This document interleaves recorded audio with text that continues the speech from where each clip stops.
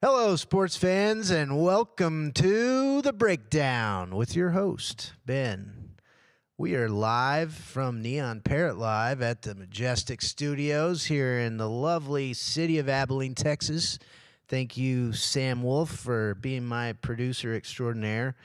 And I would also like to mention that it broke 70 degrees the other day here in Abilene. We've had constant 95-degree weather for the really long time, and boy, does it feel good outside. You might notice I'm wearing a different shirt today, and I generally do not wear shirts of teams that I do not call my own, but I've made an exception because this is my adopted team.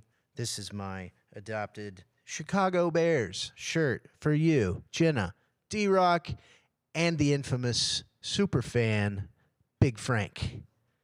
We're going to get to the Bears in a little bit, but I'm not going to just give you, I got to keep you tuned in for a little bit, Chicago, because I know you're all out there listening, waiting to hear my take on your Bears, but you're going to have to get through some of our regional stuff first. So, regional. ACU Wildcats. We talk about ACU to start this program every week. This is week 5 of the breakdown with your host, Ben. The ACU Wildcats, we lost to North Alabama, 47-34. Now, that was I want to say that's one of the toughest games that the Wildcats have faced so far.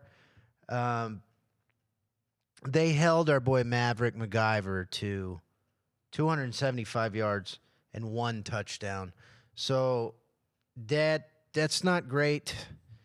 Overall, ACU, it was a hard-fought road loss, and that's okay. That was a tough game. That was a tough, team to play on the road. But we were up. We were ahead for a lot of that game.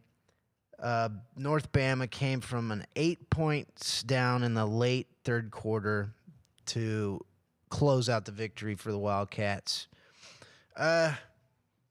That's okay, man. The Wildcats have been smoking people. Almost beat Texas Tech, as we know. And so this is okay. Good loss. Is there such thing as a good loss? In my opinion, there is. You don't have to agree with that. But if you don't agree with that, you don't know sports. There you go. How about that? This weekend, Wildcats versus Eastern Kentucky. The Colonels at Wildcat Stadium, Saturday, 4 p.m., ESPN Plus. Okay, this one scares the hell out of me. Breakdown. ACU is favored to win by a slim margin, but favored to beat Eastern Kentucky. Here again, Eastern Kentucky, the Colonels, it's a reasonably tough program. And it always concerns me when the bookmakers, the numbers guys, have ACU favored in some of these matchups. I think it's could be tough, but this is a perfect example of the Wildcats to go back home, lick their wounds, and beat these guys up at home. So if they don't, that's okay. They will. Big Purple, like we say at the breakdown, for the victory this weekend. All will be well. ACU is doing great. We're mid-season. There's going to be some L's in there, and that's okay. So there's your ACU Wildcat breakdown. I didn't want to go too far into it because it was a loss. Doesn't feel good. So there. That's all. Now, Texas Tech versus Baylor. That we covered that last week. Tech favored by 6.5 points against a pretty bruised up Baylor Bear football team. Tech is 5-1. Baylor's 2-4. But Baylor loves to beat people like Tech, schools like Tech, and this could be a rough game. I don't like the line on this. I don't like the minus 6.5 favored by Tech. I covered it last week. That's all. I'm not picking that one. Not going to do it. Okay. We're going to speed this show up a little bit today because I really want to get to my Bears and things like that. But I have to do this breakdown. This is for last weekend. I told you guys that I got a letter in the mail about taking Aggie to the bar day. Well, apparently that is a reoccurring theme on Saturdays thus far in the season. Last Saturday was also taking Aggie to the bar day.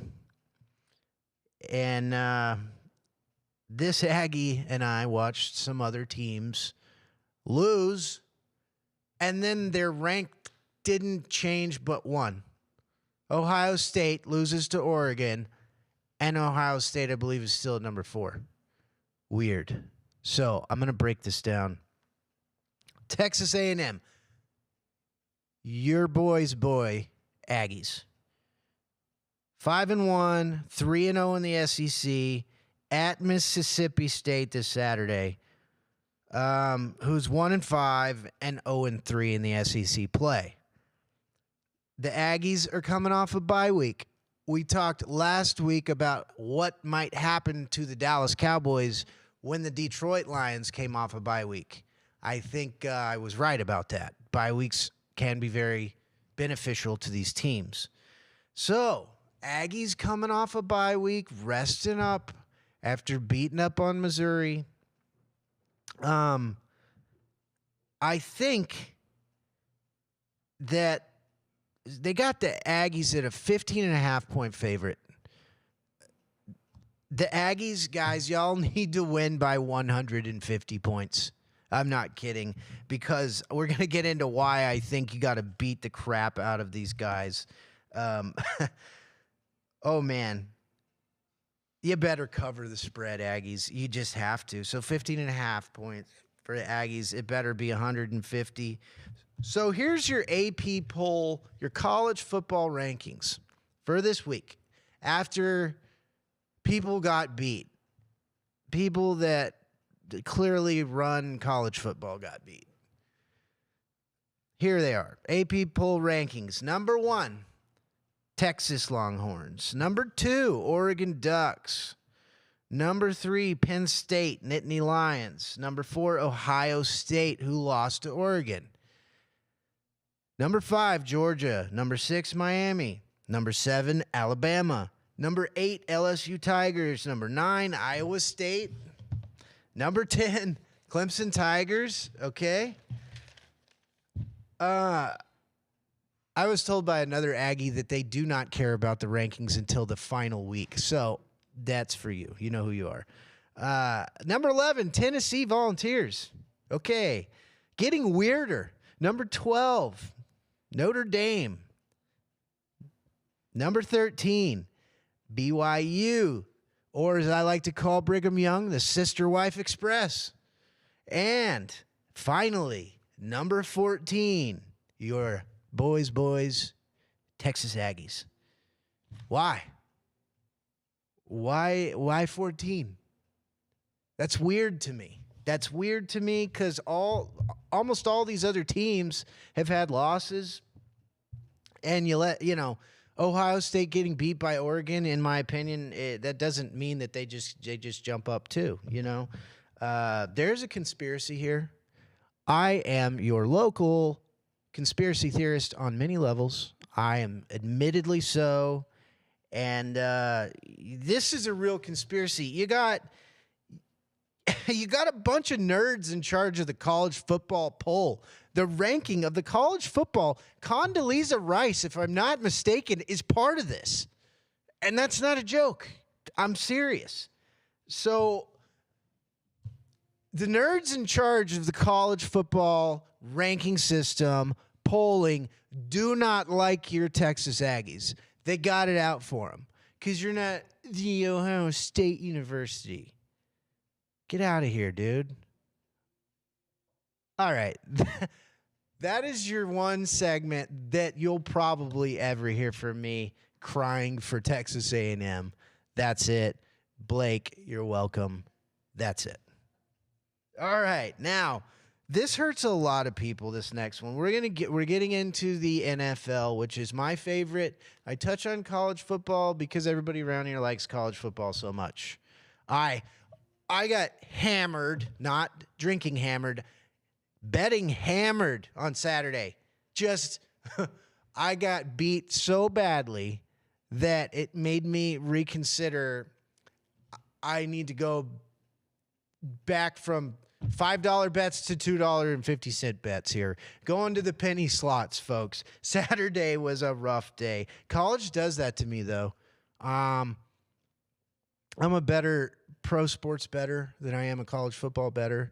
It keeps it interesting. It makes me angry sometimes, but that's okay.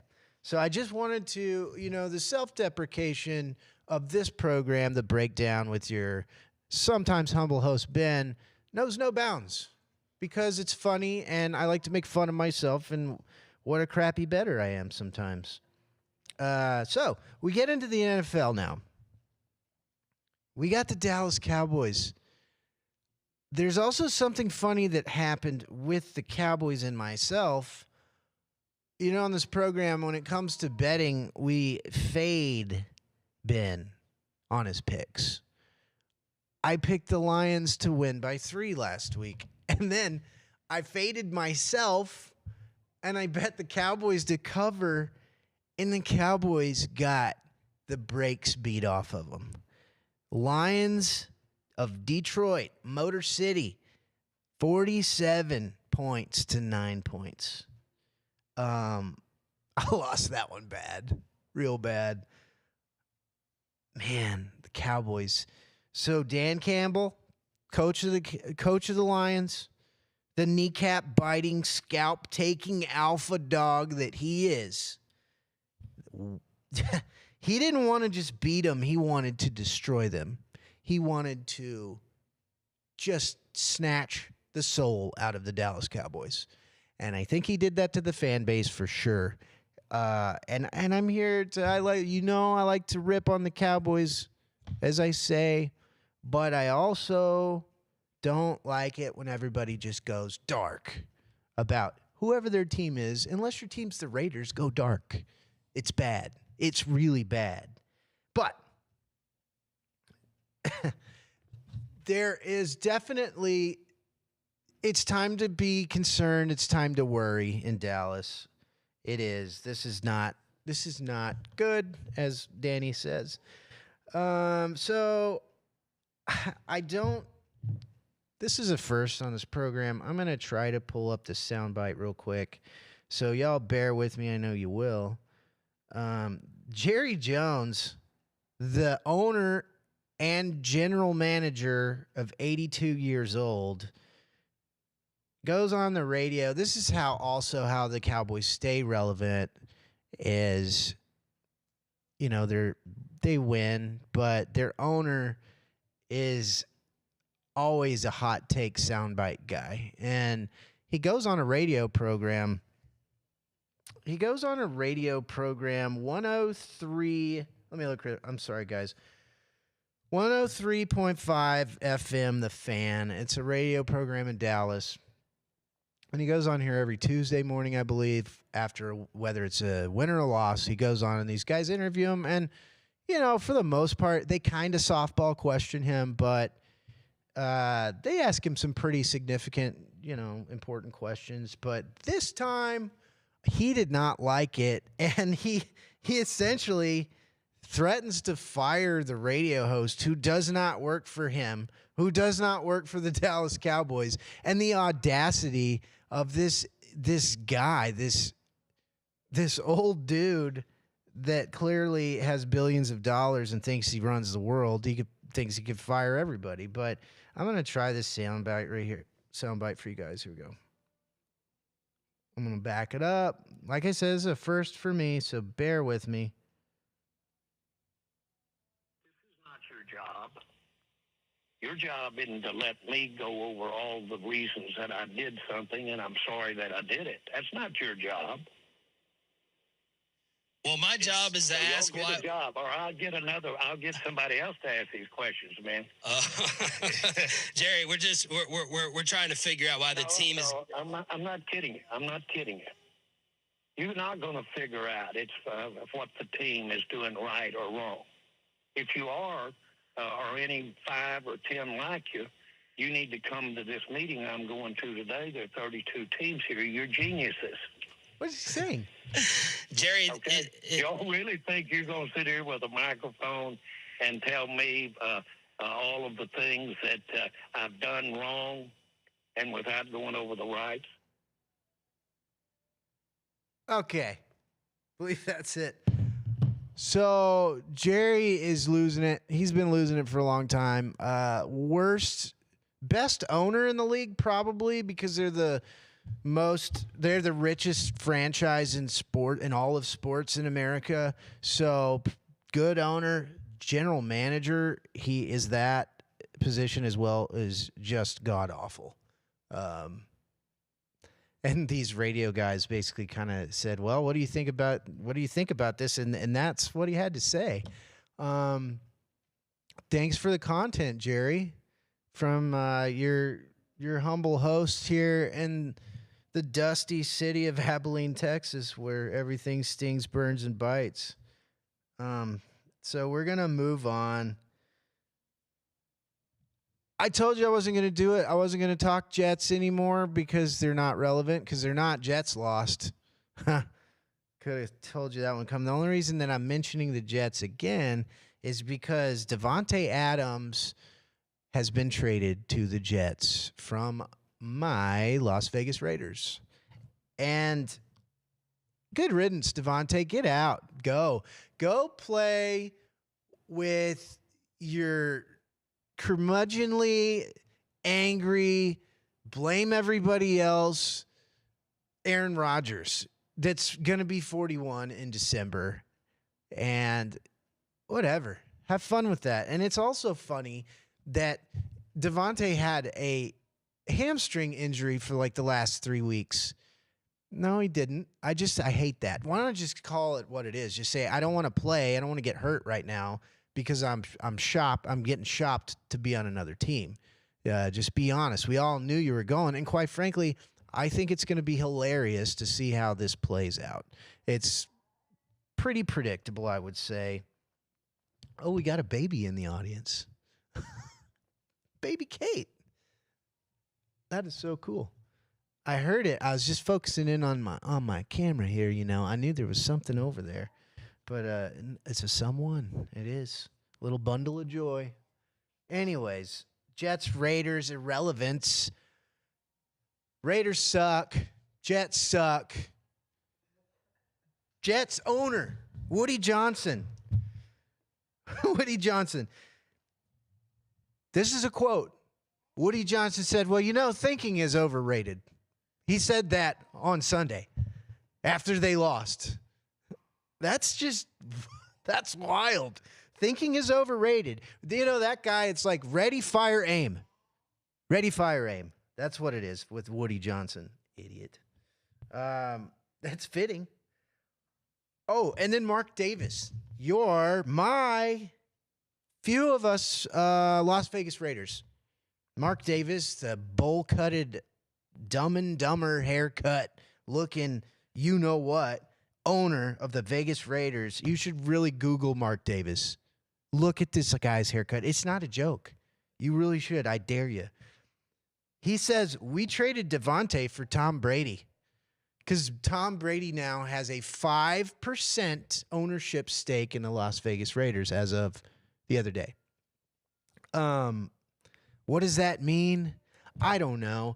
Every one of these gentlemen owns some kind of sports franchise these days. I mean, Joe Montana's of the world, John Elway's. I mean, I know Elway's very involved in sports still, but these guys from like the 70s and 80s that were superstars that, you know, made their millions and stuff, they probably can't believe the world that, you know, freshly retired athletes are in right now, because I think J.J. Watt, former soon to be Hall of Famer for the Texans. He owns a English Premier Soccer team. I saw that on a runner that they were doing when they were interviewing JJ the other day. Like, JJ Watt owns a freaking soccer team. Yeah, it's crazy. And then now Tom Brady is going to be a 5% owner of the Raiders. I don't get that. I don't know what that means other than money for Tom Brady, but I don't know, man. The Raiders, y'all know how I feel. It's my team. I love them. I love the history. Anyways, hopefully one day I can be excited about the future of the Raiders like my friends in Chicago can right now. Chicago, Chi-Town, my people, the future is here. The future is now in Chicago. Our Chicago Bears defeat Jacksonville Jaguars 35-16 in London. I didn't like that going into it because I hate the international football games. I've told you guys this. I don't like to travel. I don't like all that kind of stuff. So not only did the Bears beat the Jags, because that to me, it had trap game, trap bet written all over it. Teams like the Jags will come back and beat you in that position. And we didn't just beat them. Yeah, I said we kicked their ass, Chicago. We did. And 35-16.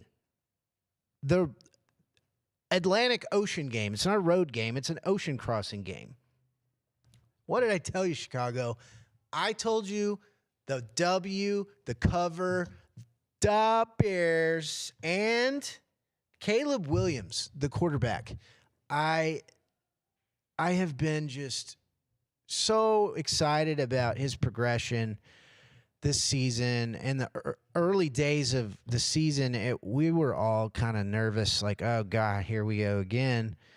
Number 1 draft pick, Heisman Trophy winner, don't love it. But, you know, I still just – I'm excited for the city of Chicago, genuinely. I'm excited for Caleb Williams. He's showing great leadership. The dude was throwing darts, as we like to say on this program. And for as goofy as a name Eberflus is, Matt Eberflus, the head coach, I love the guy. I didn't know what to think about him early on. I love him. I think he's great. I think he and Caleb and this offense are starting to fire on all cylinders. The defense is looking great. The offensive line is actually blocking for their quarterback. I love that. So, Bears, city of Chicago, I love you. I'm excited for you. The future is now. The future is here. You know, the season's long. We're not quite to the middle of it. There's going to be some pains in there. I know it, but don't lose hope. Don't lose faith. Next week, the Bears are on a bye. Or actually, excuse me, this week the Bears are on a bye. I love that. Need some rest. The week they come back, they take on the Washington Commandos. Yes, that's right, the Washington Commandos. In a moment, I'm going to close the show on why I hate all these new team names, because they're dumb. Okay. You know, I like to do my Thursday night football picks of the week. And this Thursday, we have the Denver Donkeys versus the New Orleans Saints. This reminds me of Thursday night football games of the past. We have talked on this program how the Thursday night games this year have really all been pretty incredible. They've been great matchups. This one, Broncos, Saints, whatever. Who cares unless you're one of those people? But Denver's favored by 3 points. Does Ben care? Not really. Not even a little bit. Bo Nix, the quarterback or the running back, whatever you want to call him, he's the rushing leader for the team under center. These kind of matchups are typically low scoring and very boring. I predict a low score, not a lot of offense. New Orleans is really banged up. They do have Kamara, but anyway, I don't know.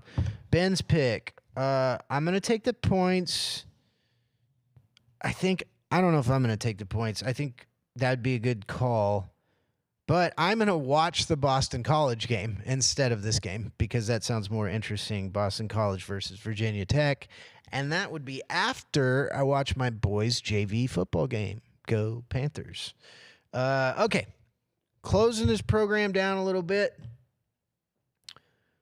Baseball, Major League Baseball, it's significant because we're into the deep end of the playoffs. You got Dodgers at Mets. Dodgers are a 1.5-point favorite. And then you have the Yankees at the Guardians. The heck is a Guardian at Yankees minus 1.5 favorite. Last night I'm watching the Mets game for a minute. Baseball just doesn't do it for me anymore. I don't know. Football's just I'm just a football guy. I like the speed. It was like most of these games are like 8-0, one-sided, and then the next game it'll be 8-0 the other guy, and then I guess they just do that for whoever gets the best out of 7 games. I don't know. I'm not very entertained by it. I'm gonna watch it. Probably World Series. I'm gonna watch the World Series every year, but leading up to it for like the 6 months, the 185 games leading up to it, I don't know. It doesn't do anything for me. Sorry, baseball guys, but I just don't love it. And here's the other thing. I'm going to close out the show with this.